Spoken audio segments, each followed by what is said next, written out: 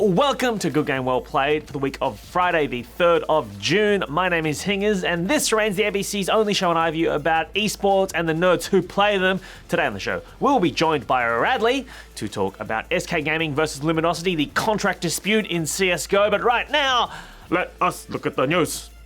It's a dance I've added to the news thing. And we start with Dota 2 news, as this month saw the release of the Battle Pass for 2016, including the compendium for the International, which kicks off at the end of July in Seattle.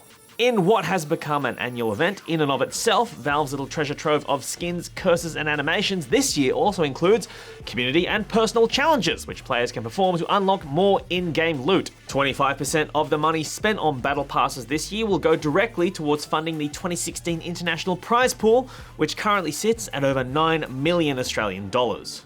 With that kind of sweet cash money, you could buy like property in Sydney or Melbourne. But as it stands, as I'm a millennial who is not one of the best Dota 2 players in the world, I guess that means I'm just gonna keep sleeping here at my desk, aka the Well Played Studio.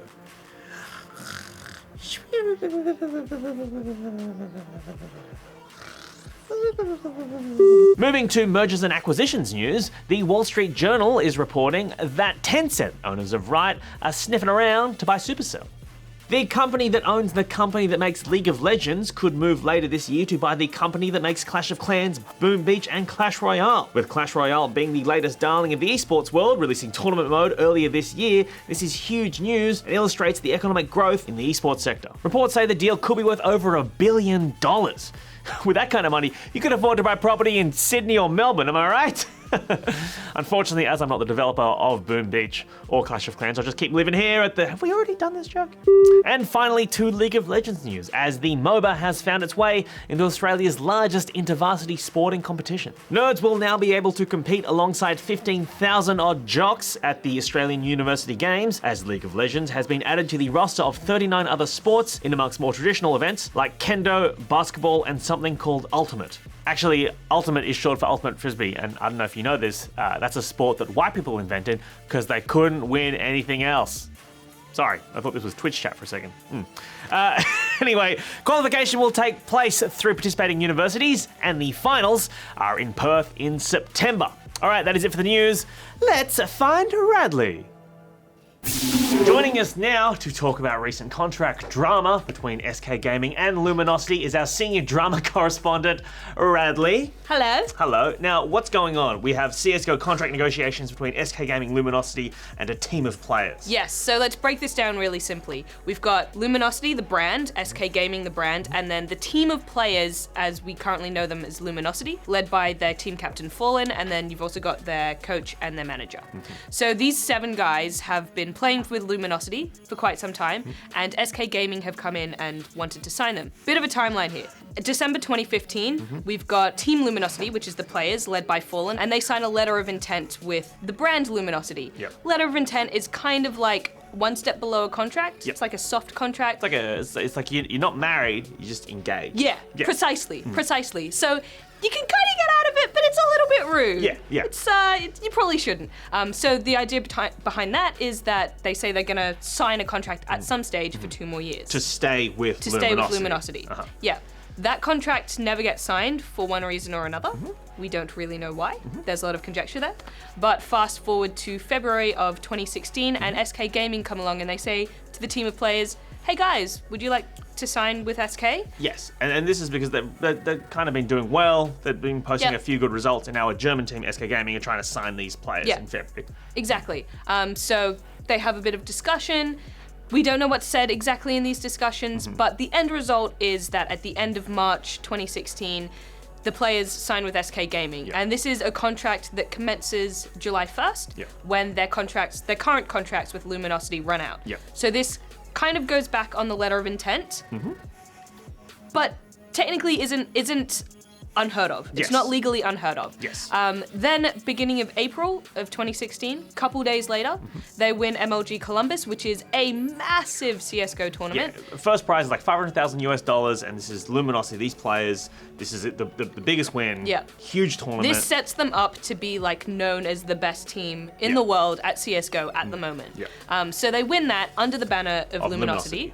And then literally after that, they turn back to SK Gaming and go, hey, we don't want to go with you guys anymore. Like, those contracts we signed, no thanks, so we'd just like to not. We never know exactly why these players would make these decisions to move teams. I mean, we don't have their internal monologues, but the theory in the community is that the players were afraid that Luminosity would withhold this prize money, because this is the technicality, right? When players win prize money in esports, it's never paid directly to them. It's paid to their team, who then administers the prize money as per the contract. And there's two things here that suggest that maybe that's not the reason. The first one is Fallen's own statement, in which he says that's not the reason. Exactly, yeah. Which I would take with a grain of salt. But yeah. But he says that's not the reason. Luminosity always paid it out. And the second reason is that SK Gaming, in their contract originally, said, if you have any problems with Luminosity not paying out money, we will pay that money to you, whatever they owe you, and we will give you legal counsel and help you litigate against Luminosity in order to retrieve those funds, basically. Exactly. And also in Fallen's statement, he does seem like a kind of an awkward guy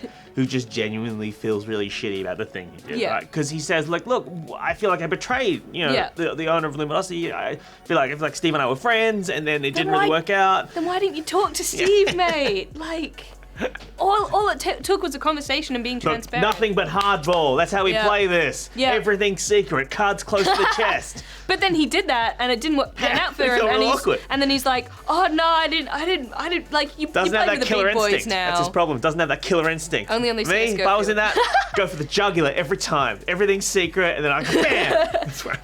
Can you be my lawyer? No, I don't have that kind of killer instinct. No, I know.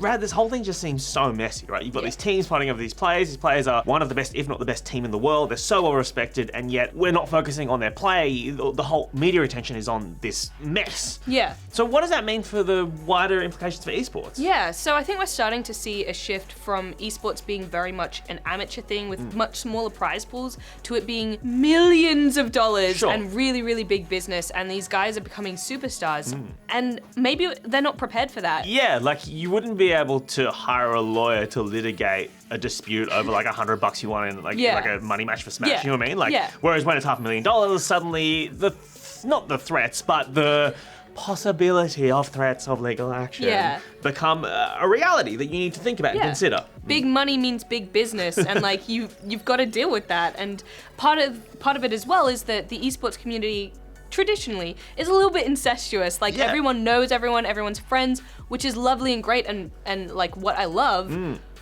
But you kind of like, it becomes a lot more difficult. Everything's really personal now, you know? You can't be trying to take teams from your friends and stuff, or like you're trying to have your friend be your manager, but if he's a crap manager but a good friend, like what do you do then? Yeah, exactly. You know, what we can kind of take away as well from traditional sports is that when contract negotiations happen, for example, in football, it like takes months, you know? Yeah.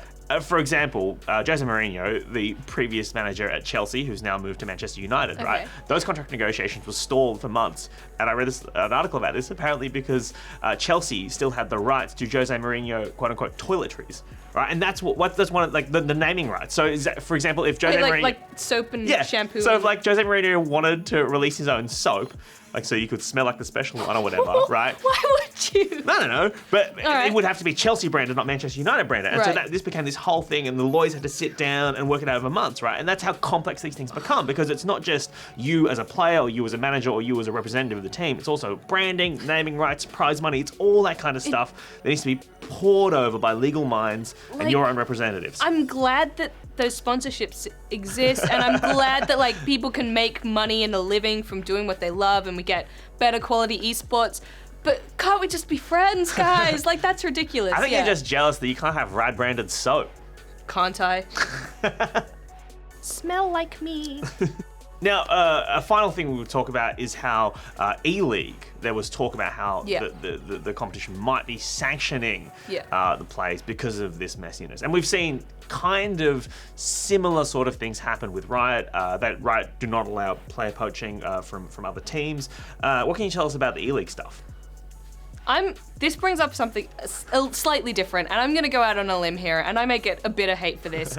I feel like Luminosity completely skewed the story in a way to try and favor themselves. Who would have thought that a media brand would try and control the message, right? No, right. Of course. But I feel like they've done it in a in a slightly insidious way because it could have been better to just not say anything and let the legal procession happen as it needs to happen. But instead what they've done is Steve Mader in particular has made statements that were quite inflammatory in my opinion towards SK Gaming, and Fallen's statements as well were very much like Luminosity is great, SK just came in and tried to steal us out from under them. They bamboozled us with their pretty colours and magic. Yeah, they just tricked us and we didn't really understand. We don't understand. I don't know.